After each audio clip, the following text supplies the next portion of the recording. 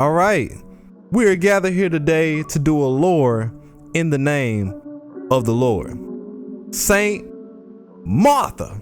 So 2 miles outside of Jerusalem exists a village known as Bethany, Martha's home and her place of birth. Living alongside her brother Lazarus and her sister Mary, Martha had the average experiences you would expect from siblings living together in a village. But one experience that she could never expect was the one that she was about to encounter. A traveler makes his appearance in their village along with some of his disciples. This traveler was none other than Jesus Christ on God. So Jesus pulls up to Bethany. You know why I'm here. We got to get out this good word. And one of the places that he used to often visit was Martha and her siblings. So he's at their crib kicking it, telling them about who he is, among other things. So I was coming up the court on a fast break, right? He thought I was gonna go right. I went left. Jumper, wet him. You can't hold me, bruh. I'm Jesus Christ.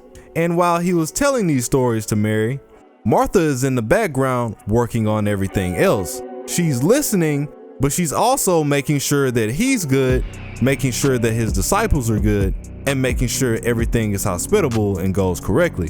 The fact that her sister Mary was only sitting down and listening while she was doing all of the work kind of started to piss Martha off. Can you at least pretend like you care about our guests? Jesus was appalled. Martha, it's not that deep. At least, not yet it is. What? Look, here's what I mean. He then tells her that he understands that she wants to treat her guests the right way, but that she should be more focused on his word alone, like Mary. He daps her up and takes his leave. So while he was out taking a stroll with his disciples, he lets one of them know about an upcoming situation. Hey Jesus, yo, so how do you plan on letting them know that you're the real thing exactly? You remember her brother, right? Lazarus? Yeah, he's a pretty alright dude, I vouch for him. Yeah, he's gonna die. What? You know that? I know everything. Remember? Holy Trinity, that's kind of how this works. And you're just gonna let him die. Yeah? It's not like I can't bring him back to life. I'm Jesus Christ, for God's sake. I don't think this is a good idea. Look, man, you want to help me or you want to burn in hell? So he literally lets her brother Lazarus die from an illness just to prove to her that he's Jesus Christ.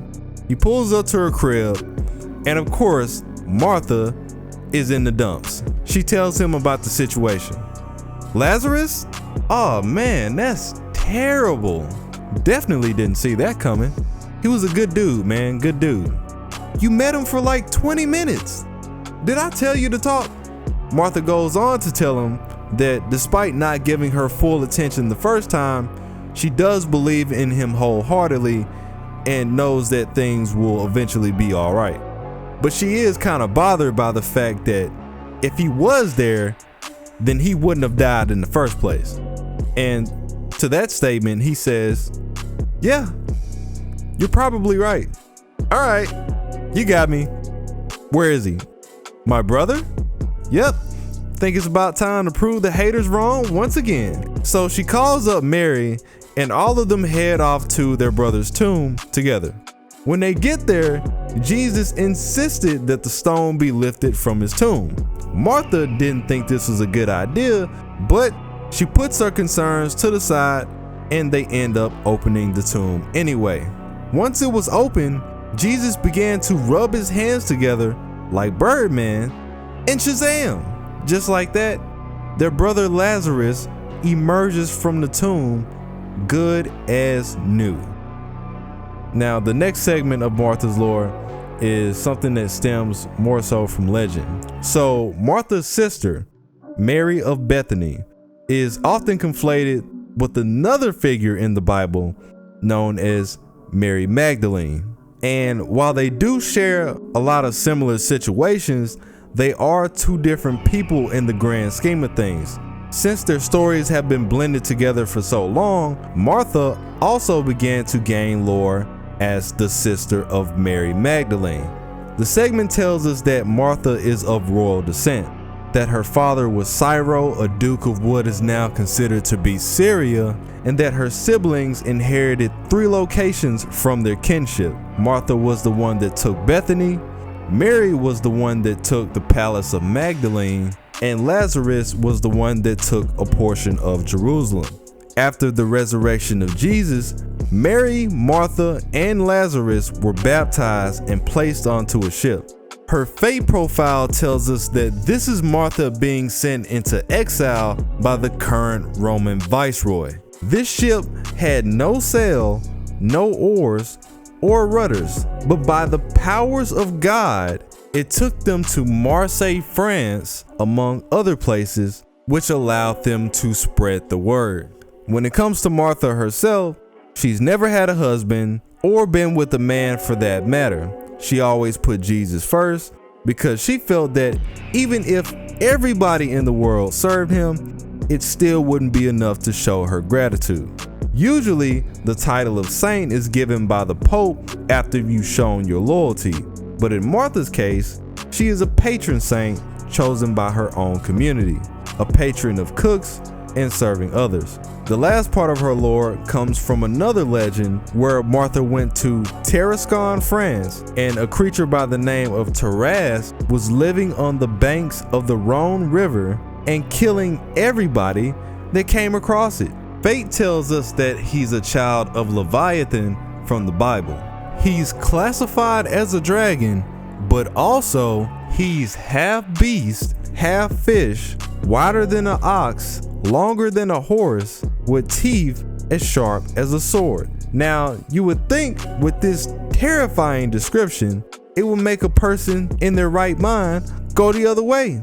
But this didn't scare Martha. She pulled up to the scene with a giant cross in her hand, a bit intimidating. By faith's interpretation, this cross is actually a staff that was given to her by the Holy One himself, the homie Jesus. With the cross in her hand, she pulls out a bottle of holy water and throws it at the dragon's face. Ah! The hell is wrong with you? Tarask, I have cometh to bless you with these hands. You are a psychopath. And through these tactics and prayers, she was eventually able to tame Tarask and escort him back to the city where the people killed him. In the inverse, however, she has now bullied this man into becoming her noble phantasm, and his unwillingness to fight back was actually a result of him falling in love with her. After Tarask was out the way, Martha spends the rest of her days in Tarascon, fasting, and of course, giving praise to the Lord. You can even find her tomb in Tarascon below the St. Martha Collegiate Church. Let me know what you guys think. Like the video if you enjoyed it. Follow me on Twitter for updates on the channel, and I will be back with more Tight Moon content. It is your boy Tsiah. Dropped out of school, I fucked the teacher, spent a meal of misdemeanor. Miss my brothers, Miss Aaliyah, spending money like amnesia. Spent some money on sativa, got that strip club diabetes, make it rain.